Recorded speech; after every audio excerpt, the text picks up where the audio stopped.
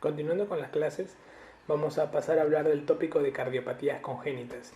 El mundo de cardiopatías congénitas es muy amplio y lo que hay que tener en cuenta para el examen son algunos datos referenciales de cada enfermedad que nos van a permitir orientar las preguntas que más nos van a venir. En líneas generales hay que entender que la clasificación de cardiopatías congénitas es en dos grupos, las acianóticas y las cianóticas. Las cardiopatías congénitas acianóticas las tenemos las que tienen un cortocircuito izquierda-derecha o las que no tienen cortocircuito. Generalmente, cuando hablamos de cardiopatías con cortocircuito, tienes que recordar algo. El concepto es, si tú tienes una cardiopatía donde la sangre del lado izquierdo va hacia el lado derecho, es probablemente que acá no ocurra cianosis.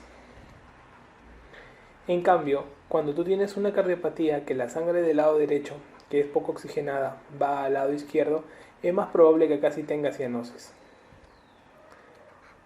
Entonces, para entenderlo, las cardiopatías, para que tengan cianosis, tienen que haber algún tipo de comunicación anormal en el cual el paciente tiende a tener la sangre poco oxigenada del cuerpo en mayor proporción. Para recordarlo, las cardiopatías acianóticas con cortocircuito izquierda-derecha son la comunicación interauricular, el CIB, la persistencia del conducto arterioso, el PCA.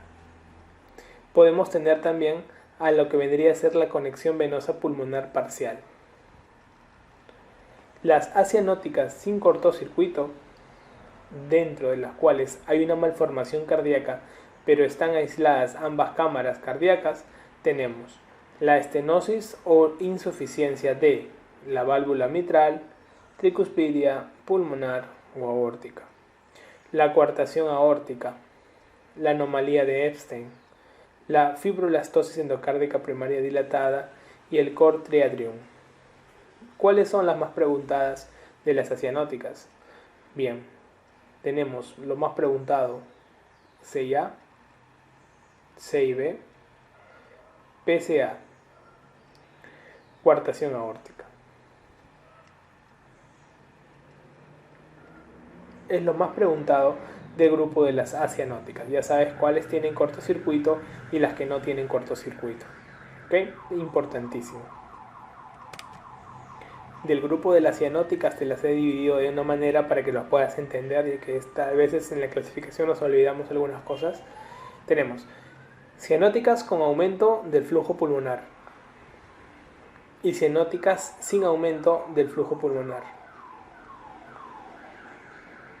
¿Qué pacientes de tipo cianótico con aumento de flujo pulmonar tenemos? Tenemos la transposición congénita de grandes vasos, altamente preguntado. Tenemos la doble salida del ventrículo derecho, el ventrículo único, la tetralogía de Fallot, también altamente preguntado, la atresia tricuspidia. Luego tenemos también al tronco arterioso, a la hipoplasia del corazón izquierdo y a la conexión venosa pulmonar anormal total. Estas son las cianóticas con aumento del flujo pulmonar. ¿Cuáles serán las cianóticas sin aumento del flujo pulmonar? Acá te las he puesto. Todas estas pueden ser cianóticas sin aumento del flujo pulmonar siempre y cuando tengan una estenosis pulmonar asociada. Dentro de las atresias tricuspidias sin aumento del flujo pulmonar pueden estar solamente como la atresia tricuspidia sola. La atresia tricuspidia con aumento de flujo pulmonar tiene que tener CIB asociado.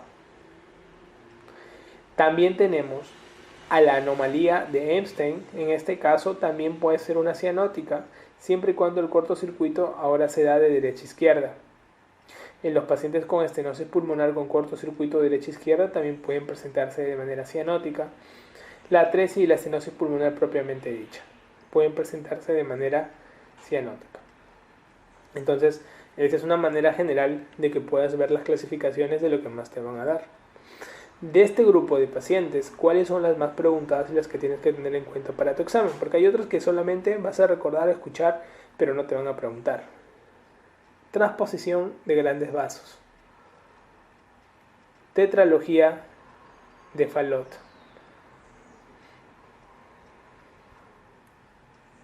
Son las que más te van a preguntar de todo este grupo de pacientes con enfermedades con cardiopatías congénitas de tipo cianótico.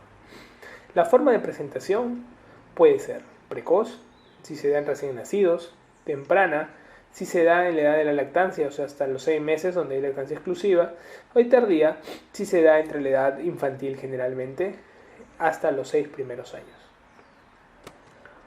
La frecuencia de presentación de las cardiopatías en general son las siguientes. La cardiopatía más frecuente es la cardiopatía del CIB. De las que le sigue tenemos el CIA tipo ostium secundum. Luego también tenemos el ductus arterioso persistente, la coartación aórtica, la tetralogía de Fallot, la estenosis pulmonar, la estenosis aórtica congénita y la transposición de grandes vasos. Por eso, si tú tienes que saber algo, sí o sí para tu examen, es el CIB. Rentabilidad máxima. La frecuencia de las cianóticas cuando te la preguntan son de dos maneras. En el recién nacido, la cianótica, la primera causa de cardiopatía congénita cianótica más frecuente es la transposición de grandes vasos y la segunda causa es la tetralogía de Fallot. En cambio, después del primer año, la causa más frecuente de cardiopatía congénita cianótica es la tetralogía de Fallot. Cambia la estadística respecto a la evolución, en este caso del niño. La hipertensión pulmonar asociada, que puede presentar la gran mayoría de pacientes con cardiopatía congénita, pasa por diferentes grados de desarrollo.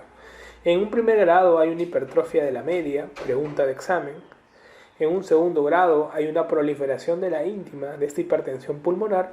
Y en un tercer y cuarto grado vamos a ver la fibrosis de la íntima y las lesiones plexiformes. Es importante saber que las de grado 3 y 4 son irreversibles, es decir, son inoperables y tienden a ser muchas de ellas el síndrome de Eisenmenger, donde el cortocircuito tiende a invertirse. La fisiopatología que nosotros vamos a ver en estos pacientes son por hiperflujo o por hipoflujo. Las enfermedades por hiperflujo son a la cabeza la transposición de grandes vasos, el tronco arterial, el CIA, el CIB y la hipoplasia del ventrículo izquierdo. ¿Okay? Al tener un hiperflujo tienden a desarrollar un cuadro mantenido de hipertensión pulmonar. Si esta tiende a invertirse, el síndrome de Eisenmenger, lo que vendría a convertir una cardiopatía acianótica en una cardiopatía cianótica.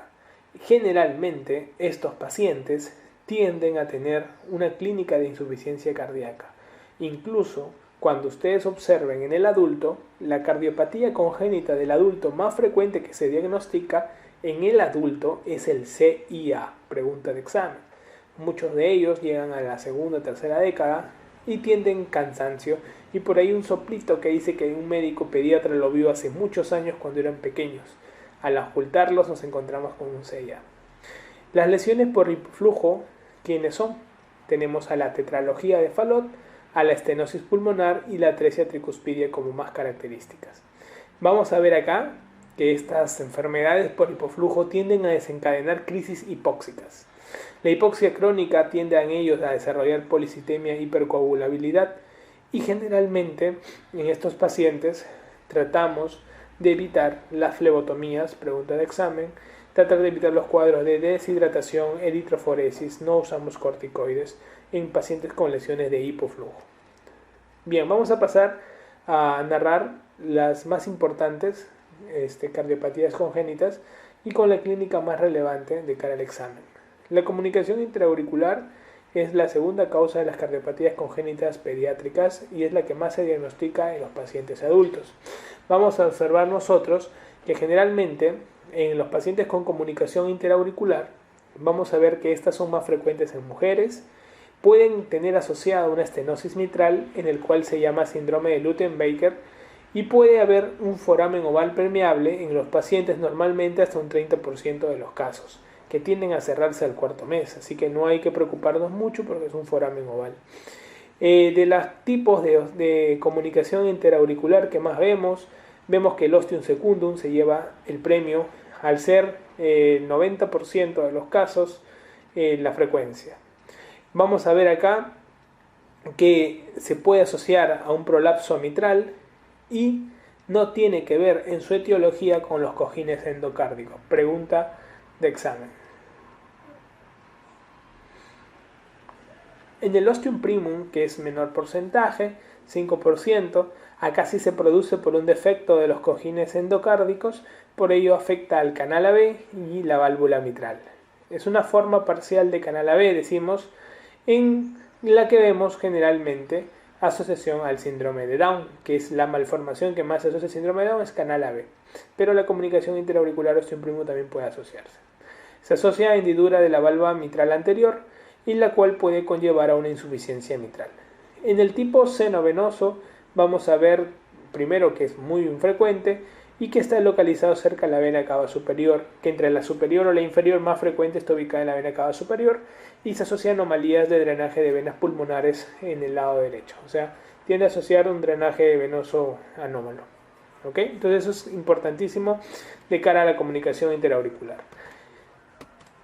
La fisiopatología de la comunicación interauricular, vemos que hay un cortocircuito de izquierda a derecha, por lo cual al ser de izquierda a derecha no hace cianosis, hay sobrecarga del lado derecho, sobrecarga pulmonar, hipertensión pulmonar, puede desarrollar a la larga cortocircuito derecho-izquierdo si desarrolla un síndrome de Eisenmenger.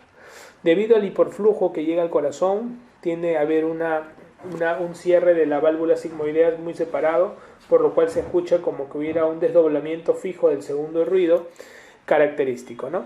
La mayoría de estos pacientes asintomáticos en su evolución, pero en caso de que haya un canal AB común, puede dar clínica en los primeros meses y ligera cianosis. En la exploración primero se escucha un tono fuerte, un soplo sistólico con una sobrecarga en foco pulmonar, un desdoblamiento fijo del segundo tono, que es lo que más ha sido preguntado respecto a lo que es comunicación interauricular, desdoblamiento del segundo tono. La respiración no lo elimina por la sobrecarga y vemos un soplo pansistólico en caso de insuficiencia mitral asociada a un ostium primum.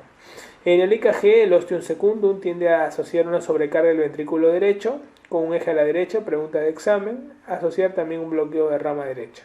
En el ostium primum vemos una sobrecarga a izquierda por la insuficiencia mitral agregada y a veces puede haber un bloqueo auriculoventricular. En la radiografía de tórax vemos una dilatación de cavidades derechas, puede haber una plétora pulmonar y en el ecocardiograma generalmente es quien da el diagnóstico y quien nos va a permitir ver si tenemos bordes como para poder cerrarlo por un Amplatzer o por una técnica quirúrgica abierta. En el cateterismo vamos a ver signos de hipertensión pulmonar, podemos ver el famoso salto oximétrico que se puede dar a nivel de la aurícula derecha y vamos a ver que estos pacientes con comunicación interauricular tienen a la larga generalmente algunas tienden a cerrar antes de los 2 años, sobre todo cuando son pequeñas, menores de 8 milímetros, tienden un excelente pronóstico sin tratamiento con un cierre espontáneo de más del 87% en el primer año de vida, pero si son más de 8 milímetros es muy difícil que puedan cerrar, generalmente no cierran y generalmente se tendrá que hacer una cirugía siempre y cuando ésta cumpla las indicaciones, criterios quirúrgicos de cierre, de CIA, ¿no? Son asintomáticos dependiendo hasta el grado avanzados que se da entre los 30 y los 40 años. La mayoría decide cirugía para evitar el síndrome de Eisenmenger, ¿no? Más precoz aún se da si tiene un canal AB concomitante, ¿no? La mortalidad al año de estos pacientes 50% cuando ya desarrolla un cuadro de síndrome de Eisenmenger. En el tratamiento todos se deben operar hasta los 3 a 6 años con un flujo pulmonar sistémico mayor a 1.5, siempre sea el índice de flujo pulmonar entre el sistémico, la división, si es mayor a 1.5 es la indicación quirúrgica y todos deberían ser operados y la indicación quirúrgica se ha manifestado generalmente hasta los 3 a 6 años deberían ser operados porque después tiene la tendencia a ser un síndrome de Eisenmenger. Operar cualquier edad si es sintomático, acá no tienes que darte el lujo de decir no, que gane peso, que no. Si hay un cuadro sintomático hay que operarlo sí o sí. ¿En qué casos no hay que operar? Pues no hay que operar si el flujo es menor de 1.5, ya que para que el flujo pulmonar intrasistémica sea menor de 1.5, generalmente vamos a hablar que hay una vasculopatía pulmonar grave asociada, una hipertensión pulmonar. Vamos a ver que se sutura la lesión generalmente cuando es menor de 8 milímetros, y cuando es mayor de 8 milímetros generalmente tendemos a colocar un parche de pericardio, y esta técnica tiene una mortalidad menor al 1%. ¿En qué casos hacemos cateterismo terapéutico? O sea, evitamos la cirugía abriéndola, como ven ustedes en el primer gráfico. ¿Y en qué casos hacemos el uso del Amplatzer? Como se ve en el segundo gráfico, donde colocamos un Amplatzer de liberación y en el cual este se queda tapando en la zona del orificio de la perforación. Lo vemos eso en pacientes que cumplan estos requisitos. 1, que sea tipo ostium secundum y sean de tipo central. 2, que tengan un reborde o pestaña suficiente para que se pueda acoplar el dispositivo. Generalmente un buen reborde, hablamos cuando hay más de 5 milímetros por reborde al menos. Tengan un diámetro inferior de 20 a 25 milímetros. Si es muy grande tampoco vamos a hacerlo por vía percutánea, y que no tengan otra anomalía asociada, de tal manera que cumpliendo estos requisitos pues se pueda operar con mayor tranquilidad. En lesiones de tipo ostium primum con compromiso valvular vamos a ver que se reemplaza la mitral en muchos de ellos, debido a que hay un prolapso manifiesto, ¿no? La profilaxis para endocarditis infecciosa se tiende a dar más en los ostium primum, que tiende a haber afectación valvular, y el tratamiento médico para las arritmias e infecciones en caso de estas se presente. Respecto a la comunicación interventricular, lo que tenemos que recordar es que es la cardiopatía más frecuente de todas las congénitas. Y acá están los 4 tipos que vemos siempre, ¿no? El 70-80% tenemos que es el tipo membranoso, que es el famoso infracristal. Se asocia frecuentemente con otras lesiones, por ello también se le llama el famoso perimembranoso, donde asocian aneurismas del septo membranoso. Tenemos en un 20% el muscular o trabeculado, que se presenta en la zona muscular. Además vemos el infundibular, o subpulmonar, o subaórtico, o supracristal también, en el cual vamos a ver nosotros en un 5 a 7%, tiende a mayor porcentaje en gente asiática, se localiza a nivel de los infundíbulos de salida y que se asocia a una insuficiencia aórtica en muchos de ellos. En el tipo de entrada, que es posterior, que se da en un 5 a 7%, se localiza posterior a la membranosa, cerca a las válvulas auriculoventriculares, y vemos ellos que están más ubicados en las zonas de regiones de entrada. Eso es importante a la hora de la clasificación. En la fisiopatología de la comunicación interventricular, recuerden ustedes que hay un cortocircuito que depende de la presión del ventrículo izquierdo o del ventrículo derecho y del tamaño de la lesión. En el recién nacido hay mayor resistencia pulmonar, aún persiste la hipertrofia, recuerden el músculo liso vascular, lo que reduce el shunt izquierda a derecha. Luego la presión pulmonar se reduce como la del adulto en el proceso de semanas de evolución, y se produce un cortocircuito izquierda-derecha con la sobrecarga pulmonar respectiva. Acá vamos a observar nosotros que la sobrecarga de volumen hacia el pulmón, y por ello el mayor retorno de aurícula izquierda y ventrículo izquierdo, van a terminar dando una dilatación e hipertrofia del ventrículo izquierdo, esto haciendo una insuficiencia cardíaca en las siguientes semanas. El edema pulmonar, si se presenta, puede originar, aparte de ello, con la larga y con la hipertensión pulmonar, una inversión del shunt, haciendo un shunt de derecha a izquierda. El complejo de Eisenmenger, donde se presentaría primero el CIB, la cianosis y una enfermedad vascular pulmonar que ya se está estableciendo. En la clasificación, según el tamaño de lesión, vemos que son grandes cuando miden generalmente más de 10 milímetros o 1 centímetro, pequeños cuando generalmente miden menos de 3 milímetros, y medianos cuando miden más de 1/3 y menos de 1 de lo que vendría a ser el diámetro referencial, según el tamaño asociado al anillo aórtico, que vendría a ser el tamaño referencial que uno va a utilizar a la hora de medir un CIB característico en estos pacientes. ¿Okay? Entonces, según el tipo de tamaño, medimos el anillo aórtico, y el anillo aórtico va a ser un ente referencial. Es pequeño cuando es menos de la tercera parte del anillo aórtico, mediano cuando es más de la tercera parte del anillo aórtico, o cuando es generalmente hasta una proporción de anillo aórtico de lo que mide el anillo aórtico de ese paciente, y grande cuando mide más que el tamaño del anillo aórtico, en el caso del CIB asociado. Es un parámetro referencial, ya que hay algunos pacientes que tienen corazón muy grande y con pequeños tamaños no se tienen a hacer repercusiones, como en el caso del CIA, que sí es por medición de milímetros. Acá usamos una referencia práctica donde aplicamos lo que es el tamaño del anillo aórtico, ¿no? En el defecto ventricular, lo que vamos a ver acá, asociado con salida del ventrículo izquierdo hacia la región aórtica. A nivel de la clínica, dependemos si estamos ante un CIB pequeño, mediano y grande. En un CIB pequeño vamos a ver en la exploración clínica, muchos de estos pacientes son asintomáticos, hay una ganancia ponderal normal, tiene un soplo pansistólico, mesocárdico, con irradiación al ápex en el tercer y cuarto espacio intercostal, es pansistólico por la gran gradiente, no hay un soplo diastólico porque no hay mucha sobrecarga de retorno y puede haber un frémito. En cambio en los CIB medianos el paciente tiene una taquipnea, una sudoración, hay signos simpáticos, hay baja ganancia ponderal, hay un soplo sistólico, hay soplo mesodiastólico por llenado mitral e hiperflujo y un tercer ruido con golpe de hiperflujo. Puede haber un desdoblamiento fijo del segundo ruido por hiperflujo pulmonar. Pregunta de examen, igualito, como siempre lo decimos, ¿por qué se origina el soplo del CIA? El soplo del CIA no es por el CIA, sino por el hiperflujo pulmonar. Aparte del hiperflujo pulmonar, puede conllevar a un desdoblamiento fijo del segundo ruido.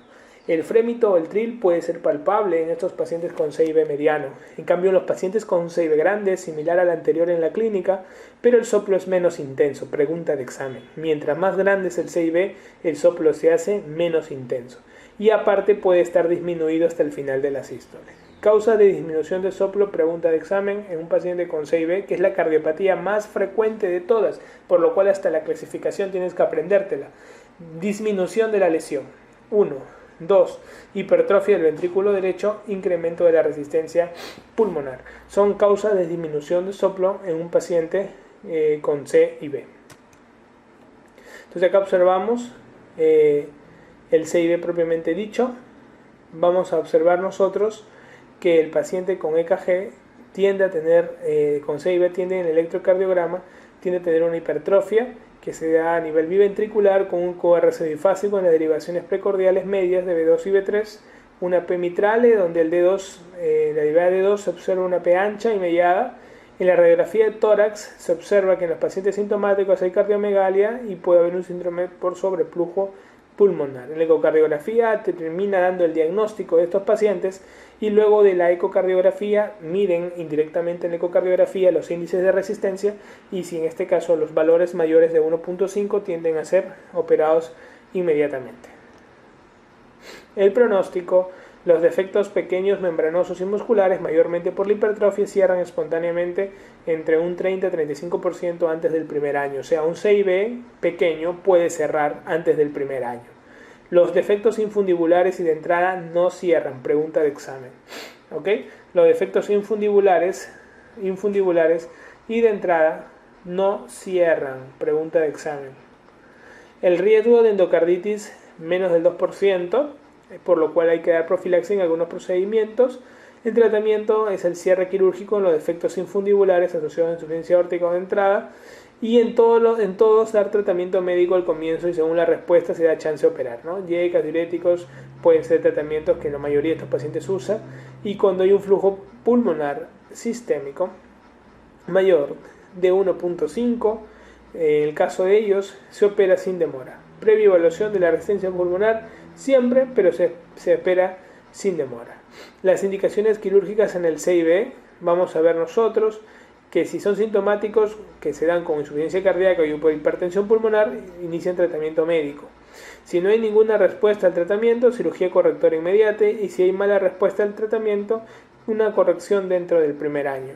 Recuerden que una insuficiencia cardíaca congestiva controlada, pero cuadros respiratorios a repetición pueden hacer de que el paciente tenga una curva pondo-estatural detenida porque hay un cuadro de desnutrición por el cuadro que tiene de fondo de hipoxemia. Entonces estos pacientes tienden a tener una alteración por una mala circulación y esto termina repercutiendo en mal ganancia ponderal, por lo cual muchos de estos pacientes tienden a diferir el tratamiento mucho tiempo debido a que no están ganando peso y tengan una mayor dificultad a la hora de soportar la cirugía. Cuando no tiene síntomas, estos pacientes son oligosintomáticos, aplicamos lo que vendría a ser el QPQS, ¿no? Un QPQS mayor de 2 sin hipertensión pulmonar ni estenosis pulmonar infundibular, podemos hacer la cirugía. Un QPQS mayor de 2 con elevación significativa de la resistencia vascular pulmonar, la cirugía no debe ser demorada, profundizando en el estudio previo de flujos y resistencias.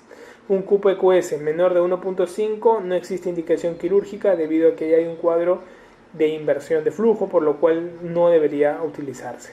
La cirugía paliativa o de cerclaje o banding de la arteria pulmonar para reducir flujo pulmonar solo en caso de defecto difícil de operar por marasmo o defectos múltiples. Si el paciente tuviera muchos defectos o tuviera bajo peso y hay que disminuir un poco de flujo pulmonar porque va a tener infecciones de repetición, lo que tendríamos que hacer es un banding de la pulmonar para poderle dar algún tipo de ayuda a este paciente con comunicación interventricular, ¿no? Eso es lo que nosotros tenemos que hacer en todo aquel paciente con alteración o defecto del septo interventricular. Entonces, ya sabes a quiénes operar en CIB, pregunta de examen, pacientes básicamente que tengan un flujo pulmonar sistémico mayor de 1.5, siempre vas a operarlo. Pacientes sintomáticos con insuficiencia cardíaca que tienen una mala respuesta al tratamiento y pacientes que tienen ninguna respuesta al tratamiento y que sean sintomáticos. También habrá que hacer una cirugía correctora de manera inmediata. O sea, mala respuesta o una respuesta muy deficiente, aparte de que tenga un QPQS mayor de 1.5 en pacientes, tratar de hacer a todos los pacientes una corrección. Y si el caso que fuera sintomático y tiene un QPQS mayor de 2 en estos pacientes, si hipertensión pulmonar ni estenosis pulmonar infundibular, deberíamos hacer una corrección también del CID. Acá no debería haber más chance, ¿no? Entonces acuérdate de estos puntos, ¿ok? Acuérdate de este y acuérdate de este. Ninguna mala respuesta con flujo QPQS mayor de 1.5 en pacientes en general y pacientes que tengan un QPQS mayor de 2 pero que no tengan síntomas, se podría dar. Entonces son las características más frecuentes de los pacientes con defecto, en este caso de CIB. En pacientes con ductus arterioso persistente, más frecuente en mujeres, 2:1, se asocian muchas etiologías, pregunta de examen. A la etiología dentro de las que más se han englobado es la rubiola, la hipoxia por altura, la hipoxia familiar, que asociado a cuadros familiares, y la prematuridad, pregunta de examen también, se asocia a ductus arterioso persistente, se da entre la aorta distal a la subclavia y la pulmonar justo a nivel de la bifurcación. Esta es la zona donde vamos a encontrarlo. Fisiopatología, vamos a hablar de que se cierra generalmente el ductus a las 10 a 15 horas del nacimiento, tiende a durar un poco más en prematuros. El primer mecanismo de cierre es la disminución de la prostaglandina E1 exógena, el E2 y E2 o su menor sensibilidad a ella por un aumento del oxígeno. En las primeras 12 horas vemos una migración del músculo liso y acercamiento de la íntima, plegamiento y cierre, y a las 2 a 3 semanas se produce la fibrosis de la media íntima y formación del ligamento, donde hay un cierre del 90% a las 8 semanas. La alteración de esto ocurre porque generalmente hay una mala migración muscular lisa manteniendo el defecto en esta zona. La evolución es de que se produce un shunt de izquierda a derecha con aumento del retorno venoso al lado izquierdo, aumentando la precarga, con mayor trabajo, hipertrofia y dilatación del mismo. Según el grado moderado o severo se tolera o no, luego hay falla cardíaca izquierda con edema pulmonar y retención hídrica, habiendo un hiperflujo pulmonar, como en todos los cuadros de hiperflujo pulmonar en congénitas, y falta de regresión muscular lisa, predisponiendo a la hipertensión pulmonar. El crecimiento y presiones aumentadas en cavidades derecha van a conllevar a la larga a un shunt de derecha a izquierda con inversión de flujo. La clínica de ductus arterioso persistente es una baja de peso, sudoración, y a la exploración podemos encontrar en el pulso un pulso Zeller, saltón, pregunta de examen, en la exploración un pulso Zeller, saltón, similar a la insuficiencia aórtica, es verdad, similar a la insuficiencia aórtica, un pulso amplio, así no exista soplo, también se puede presentar. Estas son las más características del ductus arterioso persistente. Un pulso Zeller, saltón y un pulso amplio así no existe soplo. En la ocultación vemos que en el foco pulmonar se puede escuchar un soplo sistólico en ductus arterioso persistente pequeños y continuos con refuerzo telesistólico protodiastólico en el moderado grande. El tercer ruido por aumento de volúmenes se puede observar, y también un soplo continuo en maquinaria o de vapor o de gypsum. La característica diferencial es que aumenta o disminuye con la posición de la cabeza también, una característica de estos soplos típicos del ducto arterioso persistente. En la presión arterial vamos a observar que está aumentada, la diferencial es elevada, más sístole con una diferencial bastante manifiesta en diástole, y vamos a ver que en el EKG hay una sobrecarga de cavidades izquierda por el ventrículo izquierdo, y se puede ver en el EKG, ¿no? Con una aurícula izquierda mediante una onda P ancha. En la radiografía tórax vemos crecimiento del tronco pulmonar, cardiomegalia por crecimiento de cavidades izquierdas, vemos atelectasias pulmonares por un crecimiento también de la zona auricular izquierda asociada, congestión pulmonar al comienzo y disminución del drama de la hipertensión pulmonar. Vemos en la ecocardiografía, se ve el shunt, y también podemos dar diagnóstico puesto que se puede evidenciar inmediatamente el tipo de soplo. Lo que más preguntan de la exploración física del ducto arterioso persistente, no se olviden, es la zona del pulso, ¿ok? Y la hora de la auscultación, que es lo que más ha sido preguntado en la historia de nuestros exámenes, por lo cual tienes que dar mayor interés. En el tratamiento vamos a ver, depende mucho de si es una patología ductus dependiente y el soplo hecho solo si presenta síntomas. Solo en prematuros emplear la indometacina, tenemos las diferentes pautas, y en el quirúrgico tenemos dos tipos, igual que el CIA, puede ser por intervencionista o puede ser por cirugía. Si es intervencionista puede ser un dispositivo de doble paraguas a través de la región venosa femoral, se emplea en pacientes sintomáticos o asintomáticos, se va a presentar el tratamiento, tenga síntomas o no lo tenga síntomas, tenga un peso mayor de 8 en mayores de un año y que este sea menor de 8 milímetros de diámetro, y se puede emplear un coils o espirales tanto en ductos largos como estrechos. La cirugía, que es la ligadura sección, 1, 2 clamps, 3 sutura, todo por toracotomía izquierda con muy baja mortalidad, diferir si hay un cuadro de endarteritis asociada, y se va a operar en pacientes con menos de 8 kilos, sintomáticos, con ductus arterioso persistente de gran tamaño y con hipertensión pulmonar importante que no te tolere la cirugía intervencionista, ¿no? En asintomáticos diferir 1 a 2 años con tranquilidad. Según la evidencia, vamos a ver que una recomendación importante es el cierre del ductus arterioso persistente es apropiado en qué pacientes. En pacientes con sintomáticos número 1, en pacientes con soplo continuo, ¿ok? En pacientes asintomáticos con soplo sistólico que indica regresión del continuo, o sea que hubiera una progresión que se esté dando un soplo continuo, y estos son los más importantes, los que hay que recordar en la evidencia. Y también puede estar indicado en pacientes con ducto silente como hallazgo ecocardiográfico, también lo puede hacer el cierre, no hay ningún problema. Como ducto silente no hay ningún problema, y en los de clase 3, que no, la recomendación no es más que lo recomendado, el cierre del ducto es inapropiado en pacientes con enfermedad pulmonar vascular irreversible, ¿no? Entonces en este caso no debería hacerse.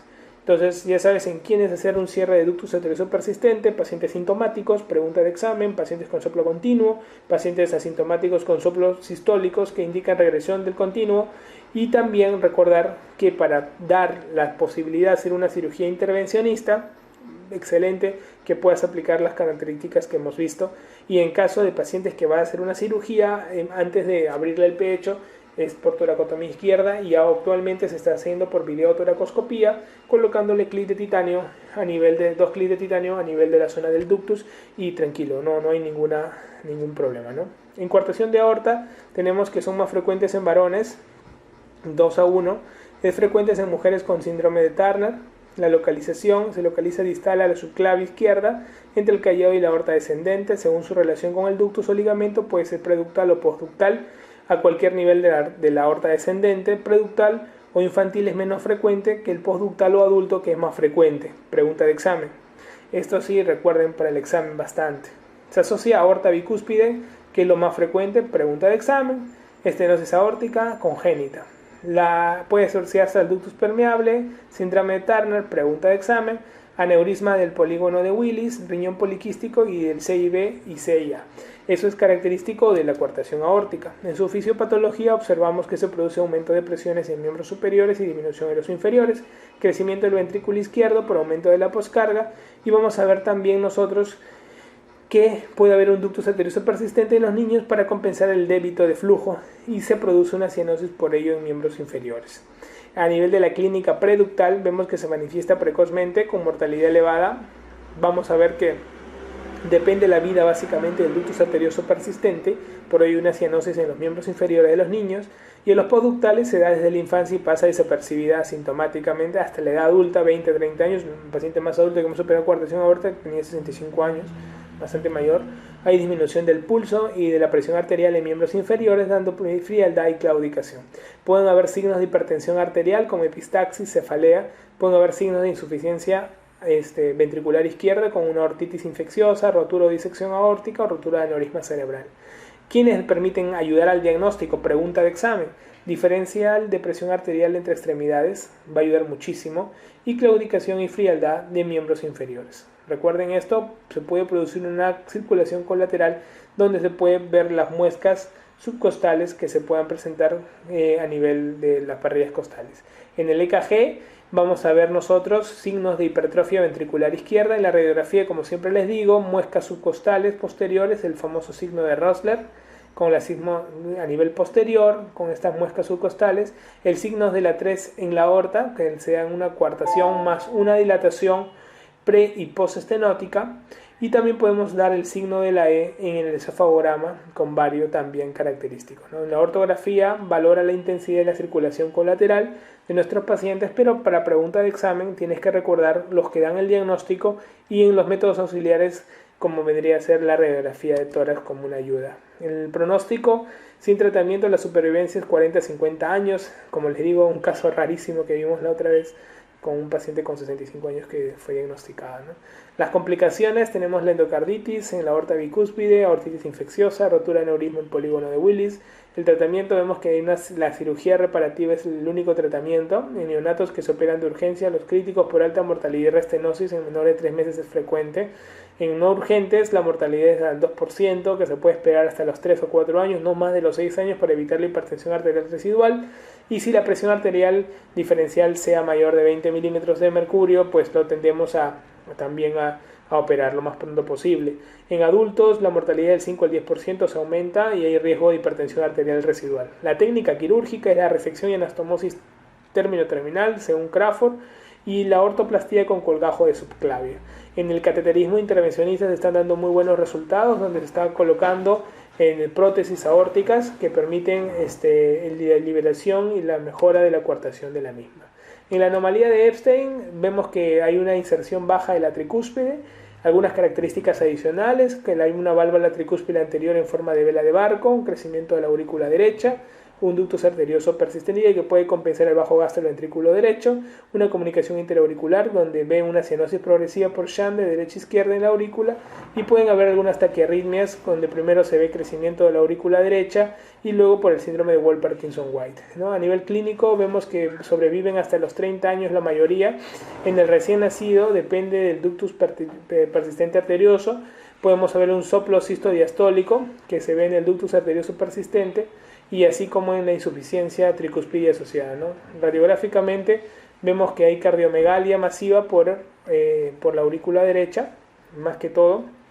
Y en el EKG, sobrecarga derecha, donde hay una P alta y ancha, o el Wolff-Parkinson-White, y en el tratamiento se ve una sustitución de la válvula mal insertada o corrección del insertoide de la anomalía de Epstein, ¿no es cierto? Respecto a transposición de grandes arterias, lo que vamos a ver nosotros es que la transposición de grandes arterias es la cardiopatía congénita cianótica más frecuente al nacimiento. En cambio, después del primer año tiende a ser la tetralogía de Fallot. Es más frecuente en los varones, y fisiopatológicamente lo que vemos es que se producen dos circulaciones paralelas, tanto de ventrículo derecho sistémica como de ventrículo izquierdo pulmonar, ¿no? Debe haber un shunt para que sobrevivan, puede ser por un 6A o un 6B común, un ductus arterioso persistente, y se cierra eso, que sería en este caso el ductus arterioso persistente, corre en peligro la vida. En la clínica vemos nosotros que va desde una cianosis desde el nacimiento, que se incrementa al cerrarse el ductus vital, si en este caso no hubiera un 6B compensado, y produce sudoración, dificultad para alimentarse. El paciente en el electrocardiograma vemos que hay una sobrecarga del ventrículo derecho, y a nivel de la radiografía de tórax vamos a ver que hay una base cardíaca estrecha, con un pedículo estrecho, un corazón ovalado en estos pacientes, corazón de huevo. y tiende a haber un hiperflujo pulmonar asociado, ¿no? El pronóstico es que la mayoría fallecen en el 90% al año si no hay un tratamiento oportuno en estos pacientes. El tratamiento es mantener el ductus arterioso persistente con prostaglandina E1, hacer una atrioseptostomía de Rashkin, que es la creación o aumento de CIA mediante un catéter balón, pregunta de examen, esto sí recuérdenlo para el examen. El Rashkin ayuda en los pacientes con transposición de grandes vasos, y a nivel quirúrgico tenemos dos, puede ser un quirúrgico fisiológico o el de Mustar, donde vamos a ver una redirección de la sangre que llega a las aurículas de tal manera que se dé lo que es aurícula izquierda, ventrículo derecho, aorta. Era usado antes del anatómico, vivía en el 80% hasta los 20 años, y el anatómico, que es el doctor Yaten, que es una disección y reimplantación de las arterias, así como una recolocación de las coronarias que se debe realizar antes del primer mes para evitar atrofia del ventrículo izquierdo por bajas presiones, ¿no? Yaten, acuérdense, y Rashkin son los dos tratamientos que se usan para los pacientes con transposición de grandes arterias. Los pacientes con tronco arterioso común, no ha sido preguntado, tronco arterioso común, se producen por una mala división de las arterias que tienen una sola válvula semilunar. Originan a la arteria pulmonar, a la aorta y las coronarias y se asocian a C y B justo debajo del tronco arterioso común. Se asocia al síndrome de DiGeorge, porque se asocia mucho a agenesia del timo, pregunta de examen. Y sin tratamiento fallecen antes de los 3 meses, ¿no? El tratamiento de estos, ¿cuál sería? El cierre del C y B, colocación de un tubo valvular o un injerto desde ventrículo a arteria pulmonar, ventrículo derecho a arteria pulmonar, y otros se corrigen solo con el trasplante cardíaco. Los pacientes con drenaje venoso pulmonar anómalo total y parcial tienen como características que producen un drenaje anormal total de lo que vendrían a ser las venas pulmonares directamente o indirectamente en la aurícula derecha. Se acompañan de comunicación interauricular y dentro de sus tipos tenemos el supracardíaco, que es el más frecuente, pregunta de examen, que drena a la vena cava superior, los cardíacos que drenan a la aurícula derecha y los infracardíacos que drenan a la vena cava inferior. El total es cianótico, o sea, hay un CIA, y en el parcial es cianótico donde no hay CIA. El tratamiento son venas pulmonares hacia la aurícula izquierda y la corrección de la comunicación interauricular. Respecto al ventrículo único, podemos decir que en él hay 2 aurículas y un ventrículo. Las características del ventrículo único son similares que ustedes pueden encontrar al ventrículo izquierdo. Vemos nosotros que en el tratamiento de estos pacientes el tratamiento es efectivo e inefectivo. Si el tratamiento es efectivo, generalmente es la operación de Fontan, que es la creación de un conducto entre la aurícula derecha y la arteria pulmonar, y el inefectivo es una prótesis que divide el ventrículo en 2, haciendo de tal manera la división fisiológica para poder mantener el drenaje que ya nosotros técnicamente sabemos que se debe dar en una persona, ¿no? Los pacientes con hipoplasia de las cavidades izquierdas, vemos que es un grupo de anomalías que se caracterizan por hipodesarrollo de las cavidades izquierdas, por atresia, estenosis aórtica mitral o ambas, y una hipoplasia aórtica, ¿no? Se mantienen generalmente porque vamos a ver que estos pacientes tienen un ductus arterioso persistente, tienen un ventrículo derecho que no está preparado para altas presiones, y el tratamiento de estos, el tratamiento médico, si fuera inefectivo, ya que solo dura pocos días, estos pacientes pueden pasar a una cirugía paliativa que tiende a tener en un segundo tiempo el quirúrgico la cirugía o operación de Norwood con una mortalidad del 80%. Generalmente la mortalidad es muy altísima en pacientes con hipoplasia de cavidades izquierdas. La tetralogía de Fallot, esta sí es una patología muy preguntada. Recordar que es la cardiopatía cianótica secundaria más frecuente al nacimiento después de la transposición de grandes vasos, que es la primaria, la más frecuente, pero se convierte en la más frecuente después del primer año de vida en los niños. Representa el 75% de las cardiopatías cianóticas en niños mayores y adultos no operados, y como característica tiene que se asocia a una estenosis pulmonar infundibular o mixta, asocia un CIB, un cabalgamiento de aorta y una hipertrofia del ventrículo derecho. Pregunta de examen. Puede haber una trilogía de Fallot, sí, con una estenosis pulmonar, un CIA y una hipertrofia del ventrículo derecho. O sea, en una trilogía de Fallot no hay CIB, y la pentalogía de Fallot a todo esto se le asocia a un CIA. En la fisiopatología vemos que hay un shunt de derecha a izquierda debido a la estenosis pulmonar moderada severa, dependiendo de si este es más infundibular, que se incrementa y va a hacer de que al haber el shunt comience a colaborar los cuadros de cianosis. Si disminuye la resistencia periférica, ya sea por ejemplo en ejercicio, al llanto o al dolor, ¿Qué ocurre? Aumenta el shunt, por lo tanto tiende a aumentar las crisis hipóxicas y esto puede terminar en muchos casos a desencadenar accidentes cerebrovasculares y con el futuro la muerte. La hipoxemia crónica en estos pacientes va a producir policitemia, que va a terminar haciendo trombosis cerebrales y ACV, y también pueden haber trombosis pulmonares. Puede haber alteraciones de coagulación como la diátesis hemorrágica y en estos pacientes tiende a haber ferropenia.